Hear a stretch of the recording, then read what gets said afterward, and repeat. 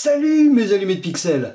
Tout d'abord, je vous souhaite une lumineuse, superbe et joyeuse année 2017. Que vous et vos proches passiez cette année avec légèreté, en suivant votre feeling, votre cœur et en essayant de ne pas vous laisser bouffer par toutes les négativités qu'on peut recevoir très facilement de nos jours grâce à un paquet de réseaux de communication.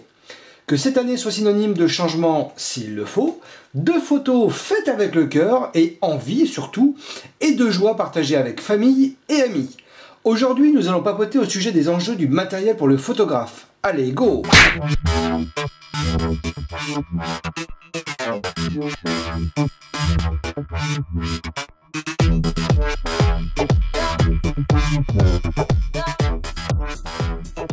En général, il y a deux écoles. Le matériel ne fait pas le photographe, ou les fanboys des toutes dernières générations de matériel qui font que, sans ça, de belles photos ne sont pas possibles.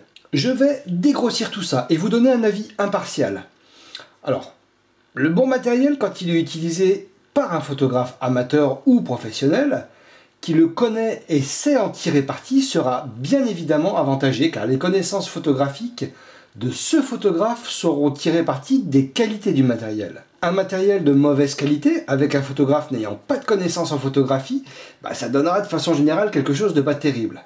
De la même façon que si vous échangiez avec un voisin qui n'y connaît rien en photographie, votre réflexe dernier cri et que vous lui demandiez de faire une photo de portrait par exemple, il y a peu de chances pour que la photo soit hyper réussie.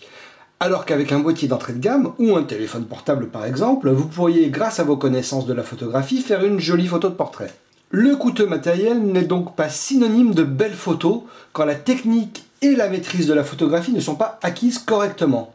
Inutile donc, si vos photos ne vous conviennent pas, de penser une seconde que votre matériel doit complètement être changé.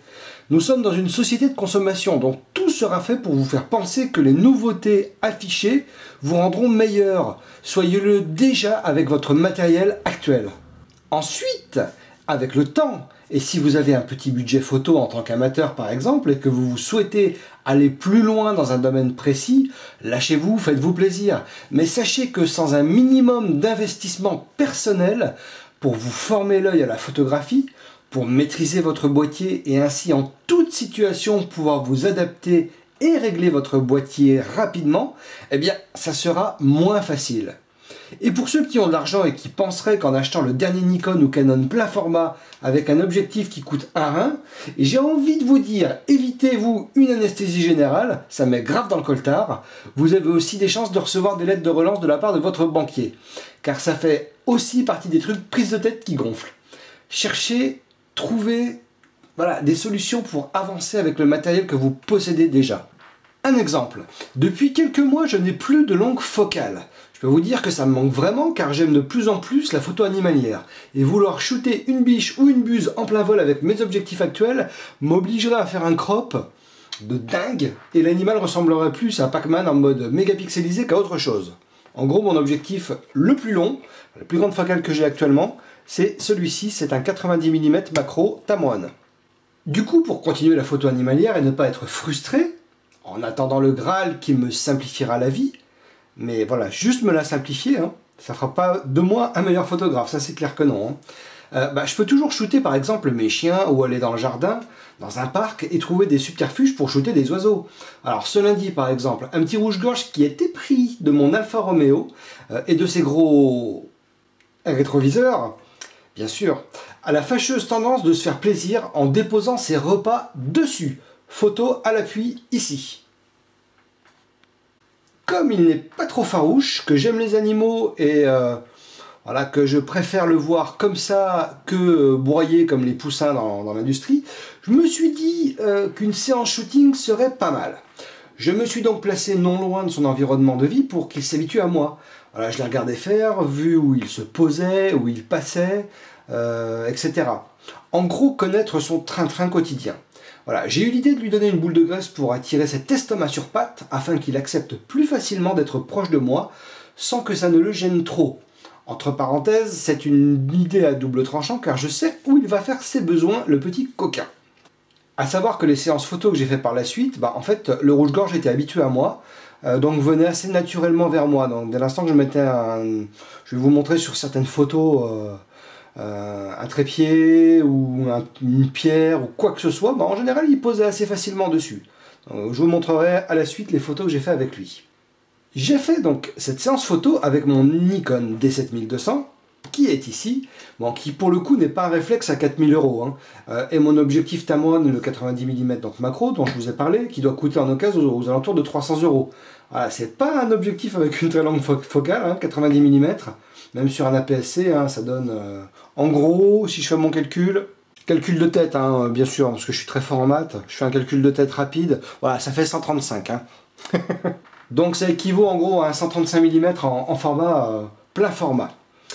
Donc j'ai dû faire le choix d'habituer Piu Piu à être proche de moi, afin de pouvoir le shooter à environ 2 mètres, 3 mètres, voire moins. Donc j'ai placé une couverture au sol pour pouvoir m'allonger et ne plus avoir à bouger. Bon, j'ai réfléchi en amont au support sur lequel j'aurais aimé que Piu Piu se pose, et je me suis dit qu'un objectif Canon, tel que celui-ci, voilà, cet objectif-là, macro 28-135, aurait été une bonne idée pour pouvoir faire des photos avec Piu Piu.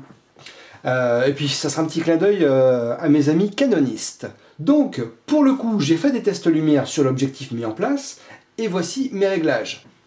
Avant, excusez-moi, je suis désolé,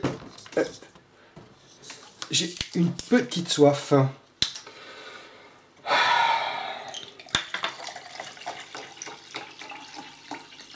Ouais, comme vous l'avez deviné, en fait c'est pas un vrai objectif, c'est un mug.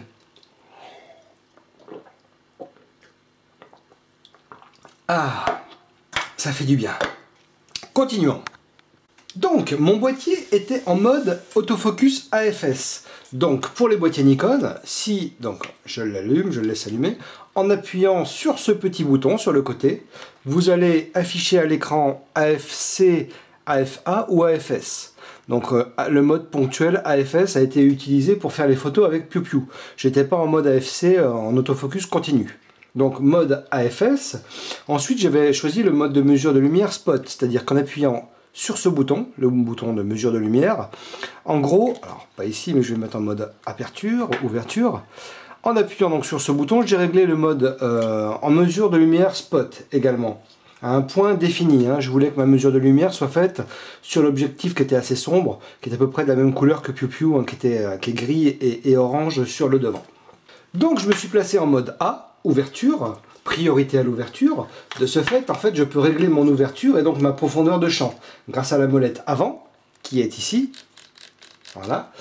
Et gérer mes ISO pour gérer ma vitesse grâce à la molette arrière, ici. Voilà, c'est le niveau du pouce.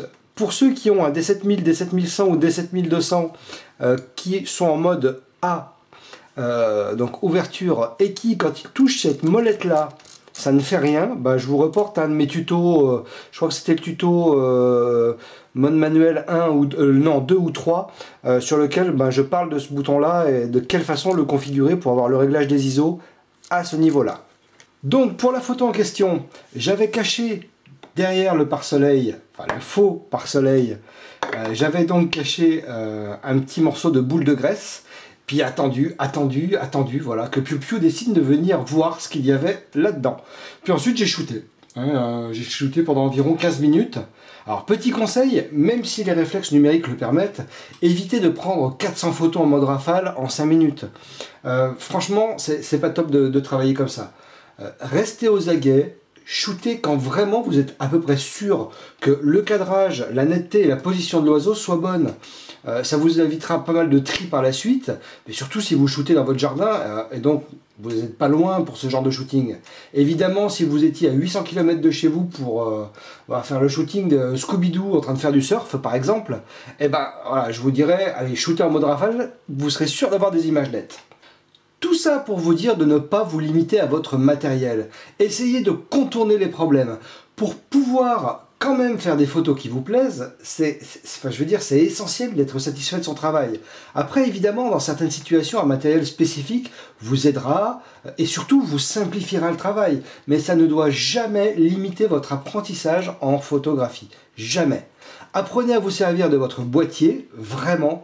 Utilisez Internet à bon escient afin d'évoluer dans votre passion pour la photographie. Voilà, il reste très important de se faire plaisir, quoi qu'il en soit. Voilà mes allumés de pixels, je vous dis à très vite. N'oubliez pas de vous abonner à cette page, de mettre un gros pouce en l'air et venez donc me voir sur ma page Facebook et sur Franklini Pascal Photographie sur mon site online. Je vous dis à plus tard, salut à tous et toutes, ciao.